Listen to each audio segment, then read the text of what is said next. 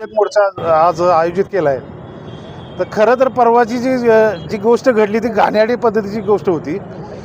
एक तर मग निवडणूक घ्यायचीच कशाला, डायरेक्ट निकालच जाहीर करून टाकायचा.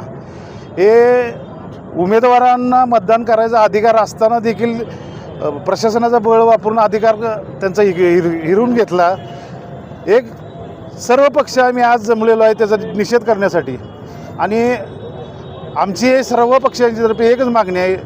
मी राष्ट्रवादी कराड शहर व शिवसेना आमची शंभूराज देसाई साहेबांची सगळ्यांनी मिळून एकच हे केलेलं आहे की आम्ही आता प्रथमतः आमचे शहराध्यक्ष वगैरे सगळे असतील, प्रथमतः आम्ही चव्हाण साहेबांची समाधी गोमूत्रानं साफ करणार आम्ही पहिल्यांदा.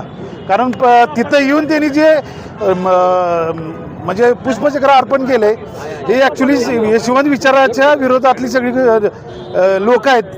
तर आम्ही यशवंत विचाराची लोक आहेत. पहिल्यांदा चव्हाण साहेबांच्या समाधीवर जाऊन सर्व पक्ष कार्यकर्ते आम्ही जाऊन पहिली समाधी स्वच्छ करणार आहे. आणि एकच मागणी करणार आहे की ही निवडणूक पुन्हा एकदा व्हावी, प्रशासनाने दखल घ्यावी, अन्यथा याच्या पुढं ह्याच्यापेक्षा मोठं आंदोलन करणार आहे आम्ही सगळे.